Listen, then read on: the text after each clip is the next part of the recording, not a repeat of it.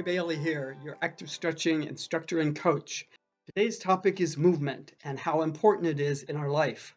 Movement isn't something we generally think very much about, but when we do think about it, we discover that movement is a very important part of our life and totally surrounds our life, and we wouldn't have life without it.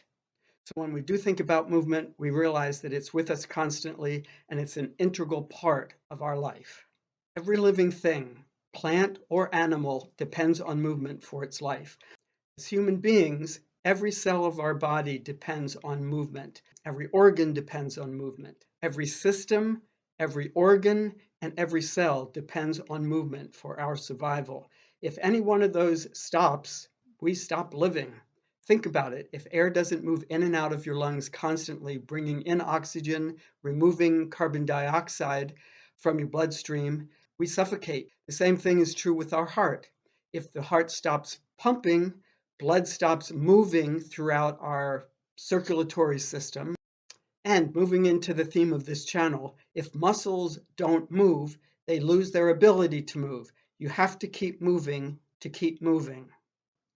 Muscles that don't move atrophy, they become weak, they become static, they become stiff and tight, and eventually, if the muscle isn't used, it won't be able to move and you won't be able to use the muscle for the job that it's intended to do. So you have to keep moving to keep moving. That's what this channel's all about. One of the forms of movement that we do, and animals do it as well, and that is stretching. Stretching is a perfectly natural movement. If you look at a dog or a cat, what do when they wake up from a nap? They stretch. Also, if we've done any kind of exercise, stretching is an important element to add to that exercise to bring muscles back to normal, back to neutral, so that they can recover and they can grow. Now, there are different kinds of movement of the body that sustain and provide life. First, there's involuntary movement, the movement of the autonomic nervous system.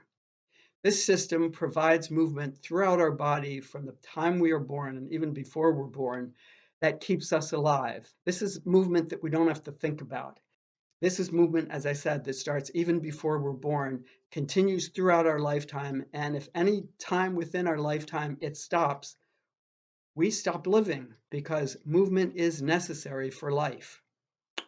The movement of the autonomic nervous system is built in, but basically it happens on its own. An example is your respiratory system. You start breathing, you don't think about every breath that you take every day. If you did that, you wouldn't be able to do anything else because you'd be spending all your time thinking about breathing. So it's something that comes naturally. Your circulatory system is the same way.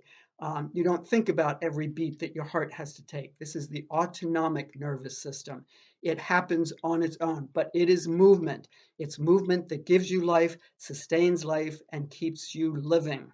Now, in some cases, we do have some control over this autonomic nervous system movement. We can certainly regulate the rhythm or speed of our breath. We can breathe more slowly, we can breathe more quickly, we can breathe more deeply. All of these things somewhat override the nervous system that's built in so that we do have control. But when we stop thinking about it, it continues. And then we have conscious movement, which includes aerobic movement. Aerobic movement is movement that involves continuous exercise without a pause between movements. It can be very gentle, it can be fast, it can be slow, it can be intense, and that's determined by you. True aerobic exercise includes walking, running, jogging, riding a bicycle, swimming, raking leaves, shoveling snow, or taking an aerobic class. These are just a few examples. Aerobic exercise generally targets major muscle groups of your body and engages them in repetitive, rhythmic exercise.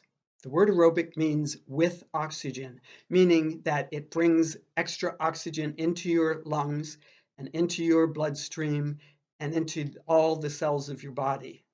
With aerobic exercise, very often your breathing becomes deeper, it becomes stronger, it becomes quicker, and in that way, more oxygen goes into your lungs and is therefore used better by your body. And as you probably know, oxygen is very essential for your muscles and cells to grow and to survive. So anytime that you can get extra oxygen into your body, you're going to benefit from it. So aerobic exercise is a very good way to do that. Oxygen is especially necessary for your muscles. Your muscles need oxygen to function.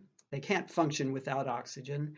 And you also need oxygen for them to recover and for them to grow bigger. If you're working, doing exercises of any kind in the effort to build muscle, you have to have oxygen in those muscles for that to happen. It won't happen without oxygen.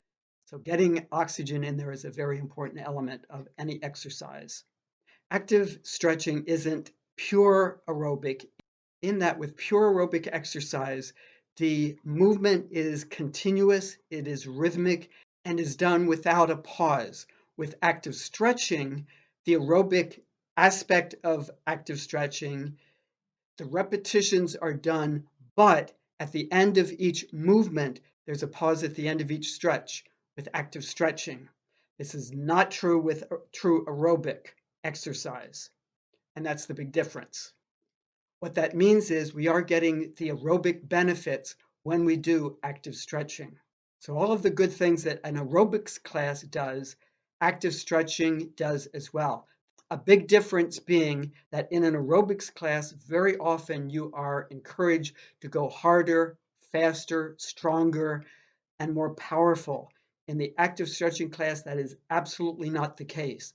You are encouraged to do this stretch within your boundaries, and you will never hear me say, you can go harder, you can do better, go farther, get greater range of motion. That is an invitation for injury. With pure aerobics, even though we don't pause at the end of each movement of the joint, there is a minimum amount of stretch that happens.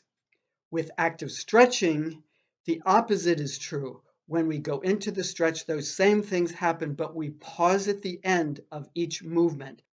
With hamstrings, we're going to bring our leg towards our chest using our quadriceps and hip flexors, and that will stretch the hamstrings. But the difference is that at the end of that stretch, we give a pause.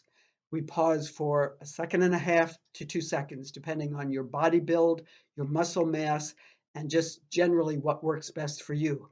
The idea with this is that you want to get into the stretch, you want to get out of the stretch before the muscle tightens up against you as a protective measure. And if you hold the stretch too long, that's what's going to happen, and you're not going to get a stretch at all. All you're going to do is get a contraction. So you've eliminated any stretch that happened by holding too long. In an active stretching class, we move throughout the body, focusing on muscles that are arranged in pairs. That is, one group of muscles moves a joint in one direction, the other group of muscles of that pair moves the joint in the opposite direction. And by repeating the same movement, always going back to neutral, we focus on one group of muscles at a time and continue to repeat the stretch with a pause. And what that does then is give the muscle the message, this is a stretch. This is not a true, pure aerobic exercise, although you're getting the same benefits as an aerobic exercise, but much more gently. The extent of benefit you will receive from any stretch that you do using active stretching depends very much on how forcefully you contract the muscles that do the opposite action. In other words, the muscles that take that muscle group that you're targeting into its stretch. If you're just lackadaisically going back and forth, it's not going to give you as much benefit as if the muscle that's being contracted is really contracted hard.